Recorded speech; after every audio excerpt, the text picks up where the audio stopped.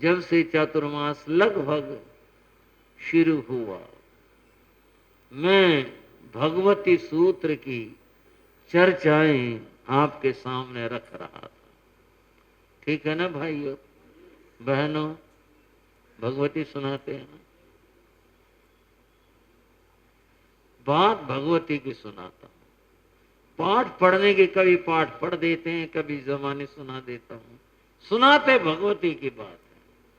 पाठ पढ़ना हो तो वो भी कर लेते हैं, लेकिन बात थोड़ा सा सरल और सहज करने के लिए आनंद के रूप में सहज में सुनाता हूं। भाई भगवती में ये जिक्र आया, भगवती में ये बात हुई, भगवती में अमुक प्रसंग आया, कुछ न कुछ आनंद लेते हैं, सुनाते हैं। सुनाना आनंद रूप में है, कोई बोझ या कठिनाई के रूप में नहीं। उसी भगवती को आज फिर सामने रख रहे हैं। बंधुओं, गौतम स्वामी ने एक बात ध्यान रख लेना, ये बात मैं बल दे के कह रहा हूं, ये यूं ही नहीं है लिया गौतम का नाम ले दिया और कुछ ही कह दिया, ऐसा नहीं है। ये गौतम स्वामी का वर्णन है, भगवती का वर्णन है। किसी को खोल के देखना तो मेरे पास आ जाना, मैं पढ़वा दूंगा। भैया आया गौतम स्वामी का वर्णन, ये आया प्रसंग, यहां पर आया, भगवती सूत्र में ये बात बताई। बंधुओं, गौतम स्वामी ने भगवान से पूछा, किमणं भन्ते आसी विसा। गौतम स्वामी ने पूछा, भगवान आशी विष क्या होता है? क्या सवाल पूछा? आशी विष क्या होता है ये पूछा। गौतम स्वामी ने पूछा, भगवान आशी विष क्या होता है? भगवान ने कहा, जो तुरंत प्रभावी हो, वह तुरंत प्रभाव डालने वाला हो, वो आशी विष होता है। तुरंत प्रभावी। विष तो विष है, सब जानते हैं, जहर।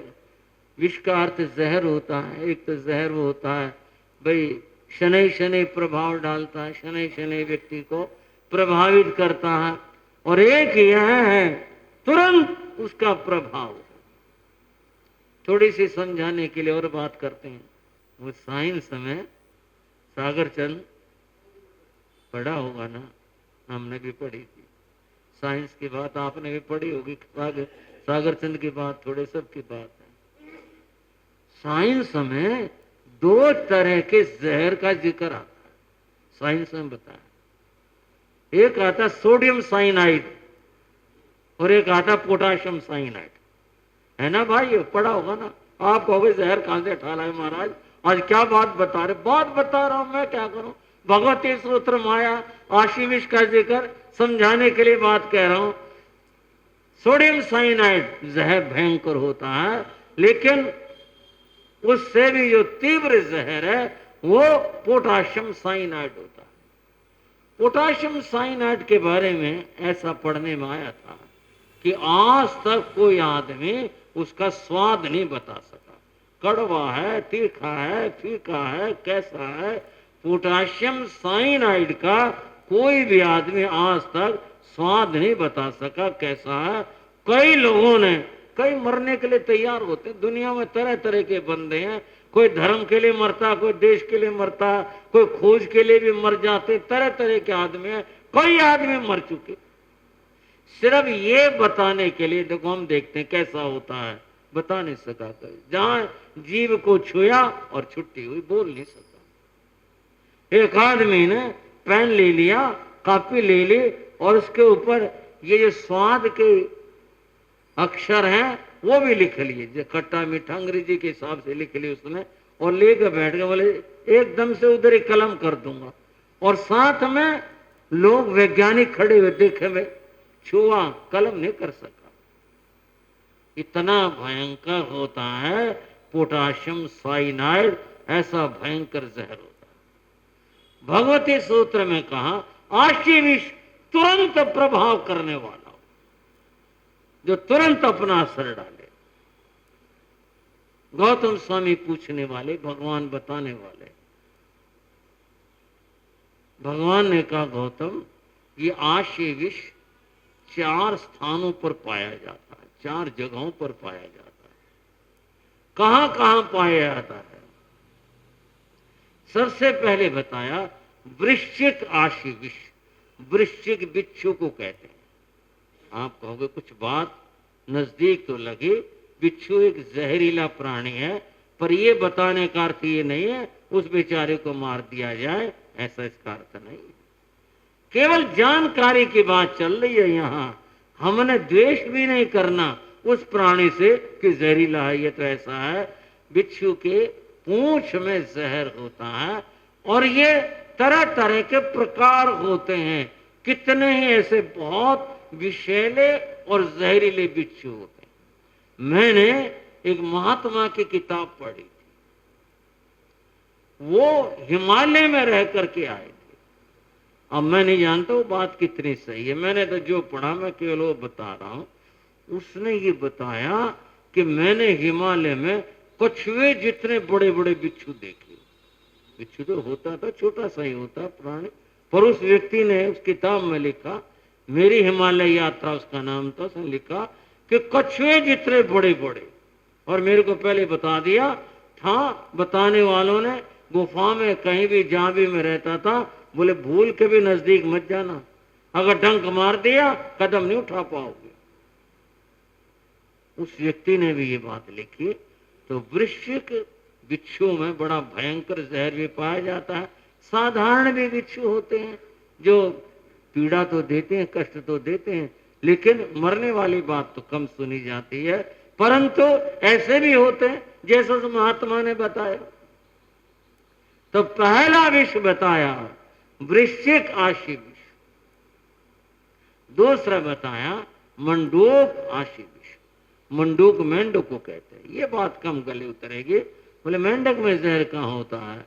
पर एक बात तो बता दूं आपको, छोटे होते हुए काम पड़ा था, कई बार बरसात में मेंढक आ जाते तो बड़े ये कहा करते, भाई इसको उठाओ मत, अगर इसने पेशाब कर दिया छाला पड़ जाएगा। इतना जहरीला भी होता ही है, लेकिन सबकी बात नहीं, कुछ की बात ऐसी भी होती है। विषैला विष भी पाया जाता है, परंतु कितना किसमें ज्यादा जानकारी की बात नहीं है। लेकिन ये बात आई है कि मंडूक आशी विष भी होता। तीसरी बात आई, भगवान ने कहा उरग आशी विष। उरग कहते हैं सर्प को, सर्प उसका आशी विष। सर्प एक जहरीला प्राणी है, सब जानते हैं, और लोगों के मन में सर्प के प्रति बड़ा कुछ द्वेष भाव भी रहता है। सर्प तो दिखाई दिया, निर्द्वेष जागाने, क्रोध जागाने, और हम तो सदा इस बात का निषेध करते हैं कि भाई बिल्कुल भी इस तरह से प्राणी को नहीं मारना चाहिए, पर लोग हिंसा कर देते, पाप कर देते। बंधुओं, एक बात आप ये भी जान लो, सारे सर्पों में जहर नहीं होता। कुछ ही होते हैं जिनमें जहर पाया जाता है। अब मैं उनकी जातियों का नाम नहीं लूंगा, मालूम तो है मेरे को, लेकिन चूंकि नाम लेने से तो फिर बात और पक्की हो जाएगी। भाई महाराज जी बता रहे थे इनमें जहर होता है, ऐसा नहीं कह सकता मैं। कुछ जातियां ऐसी है जिनमें विशेष विष होता है, लेकिन ज्यादातर जातियों में विष होता ही नहीं। लोग भय से मरते हैं, डर से मरते हैं। सर्प ने काट लिया, सर्प ने काट लिया, पता तो कर लो जहर चढ़ा नहीं चढ़ा, कितना चढ़ा, ये तो डॉक्टर बताएगा। इस बात को तो टेस्ट करके पता चलेगा, लेकिन लोग डर से मर जाते हैं। परंतु जो विषैली प्रजातियां हैं उनकी बात करें तो बहुत विषैले सर्प भी होते हैं। एक बार डंक मार देने के बाद मादी बचे नहीं, ऐसे ऐसे भी सर्प हुआ करते हैं। और अंतिम बात इस चर्चा में यह है, किसी भी प्राणी से, चाहे वो वृश्चिक यानी बिच्छू हो, चाहे वो मेंढक हो, चाहे वो सर्प हो, आप अपना बचाव करो, अपनी सुरक्षा करो, अपनी व्यवस्था करो। किसी प्राणी की घात नहीं करनी चाहिए, किसी भी प्राणी को मारना नहीं चाहिए। हिंसा करना ये पाप हुआ करता है। और तुम्हारे मन के अंदर प्राणियों के लिए अगर प्रेम भाव होगा तो बंधुओं फिर वो काटेंगे भी नहीं। लेकिन अपने मन का द्वेष ऐसा है जिसकी वजह से वो प्रेरित और उत्तेजित हो जाते हैं और ऐसी स्थिति आ जाती है। 3 बातें मैंने बताई। भगवान ने कहा 4 प्रकार का आशय विष होता है। चौथे प्रकार का बताया मानव आशय विष। ये बड़ी खतरनाक बात हो गई। मनुष्य को आशय विष वाला प्राणी बताया, मानव में भी जहर होता है। आप कहोगे नहीं ये बात कैसे, मानव में कैसे होता है? मैं अपनी ओर से कोई प्रेरूपणा नहीं कर रहा, अपनी ओर से नहीं कर रहा, जो बात है केवल वही बताने लग रहा हूं। मनुष्य का जो भोजन है उसमें बहुत सारे पदार्थ ऐसे हैं जो विष को उत्पन्न नहीं होने देते और विष का नाश करने वाले होते हैं। ऐसा हमारा भोजन होता है। और ऐसा भी बताया, कई बड़े बुजुर्गों से सुना, अगर आदमी फला चीज खानी छोड़ दे तो आदमी का जहर इकट्ठा होना शुरू हो जाए और ऐसा हो जाए कि आदमी में बहुत ज्यादा विष हो जाए। एक आदमी तो हमने देखा, एक जगह ठहरे थे तो वहां एक भाई थे, वो सामायिक करते थे, ज्यादा समय स्थानिक में रहते थे। तो ऐसे राजी खुशी मैंने कहा ठीक हो, बोले हाँ जी। कुछ वहां उस क्षेत्र में मच्छरों का प्रकोप था और वो जो भाई था वो मतलब बिना कपड़ा ओढ़े ऐसे ही सोता था जैसे साधारण से। संतों को भी वहां ज्यादा मच्छर होने से मच्छरदानी लगानी पड़ती थी। मैंने सहानुभूति में, वैसे हम क्यों प्रेरणा देंगे किसी बात की, सहानुभूति में से कह दिया। मैंने कहा श्रावक जी मच्छरदानी वगैरह का प्रयोग नहीं करते? बोले ना महाराज। मैंने कहा आप क्या, मच्छर तो काफी है, हमारे को भी इसका साधन का प्रयोग करना पड़ता। बोले जी मेरे मच्छर लगते नहीं। मैं कहा अच्छा ये क्या बात है? हंस पड़ा। बोले मच्छर तो क्या चीज है, मेरे भीड़ लड़ जाए ना, लड़ते मर जाएगी। मुझे क्या कहा ये? बोले हाँ महाराज बस क्या बताऊं मैं, मेरा शरीर ऐसा है, मेरे भीड़ लड़ जाए लड़ते मर जाएगी, मेरा कुछ नहीं होगा। इसका क्या मतलब, शरीर में विष होगा ना, तभी तो ये बात हुई। कुछ इसने और बातें भी बताई, सारी बातें बता रही कि भी नहीं होती। बंधुओं, मानव देह में, मानव शरीर में विष है। ये एकत्र अगर हो जाए तो बहुत भयंकर मामला होता है। उसने तो भीड़ की बात कही, सांप काट ले वो मर जाए। जिसके शरीर में, मानव शरीर में अगर ऐसा जहर इकट्ठा हो जाए, ऐसा हो जाए। और नहीं तो जो मैंने बताया कि मानव इस प्रकार का भोजन करता है जिससे कि उसके शरीर में विष नष्ट होता रहता है और आदमी सामान्य होकर रहता है। यही ठीक, उपयुक्त भी यही है। यहां तक प्रसंग था। अब इस प्रसंग में मैं बताना क्या चाहता हूं, अब उस बात को समझना है। बंधुओं, एक विष होता है द्रव्य विष।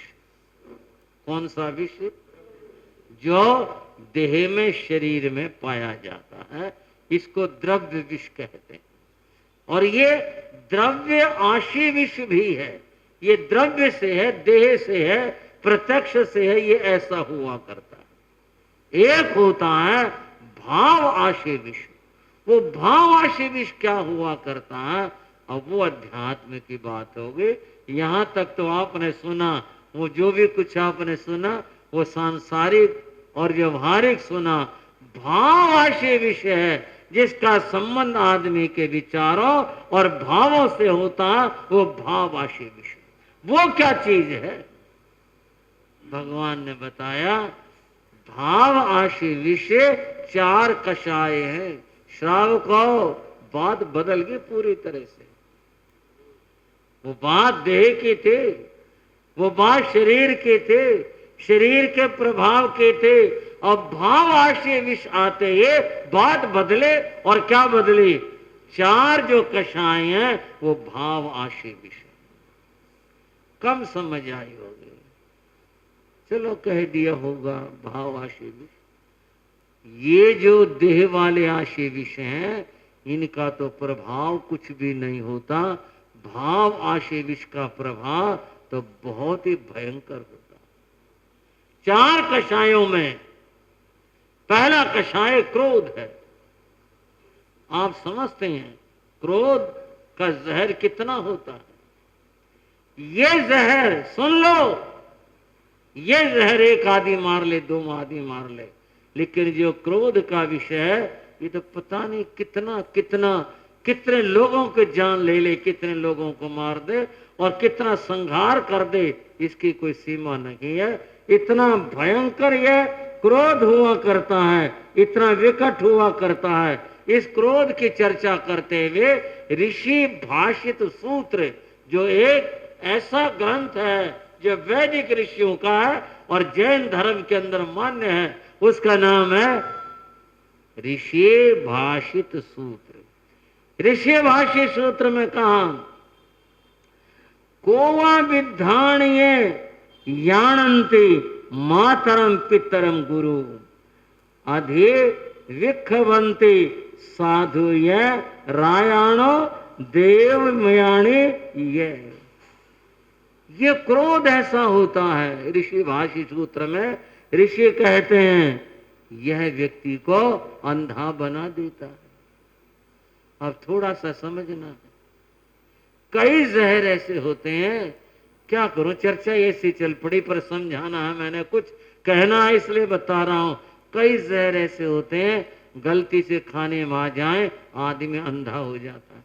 सुना होगा आपने भी ऐसा, कई जहर होते हैं गलती से खाया गया आदमी अंधा हो जाए, कई जहर होते हैं।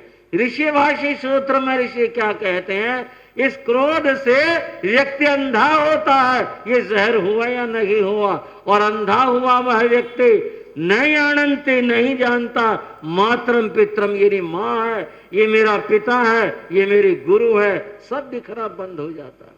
क्या कह दे, क्या वचन बोल दे, क्या अभद्र भाषा बोल दे, क्या गाली कह दे, और इतना ही नहीं क्या कर दे, प्राणों के भी घात कर दे, ऐसा अंधा होता है। यह क्रोध, आप बताओ जहर हुआ या ये नहीं हुआ? भयंकर जहर है ये। ऋषियों का अनुभव और ज्ञान अनुपम है। कहते इस क्रोध से तो इतना आदमी अंधा होता है, उसे कुछ भी पता नहीं चलता क्या है। और साधु ये रायाणो, ये साधु है, ये कौन है, ये भी एहसास नहीं होता। ऐसा अंधा इस क्रोध के अंदर हो जाता है। बंधुओं, और जहरों का प्रभाव इस शरीर पर होता है, क्रोध का प्रभाव तो सीधा अंतर में होता है और व्यक्ति को यह अंधा बना देता है।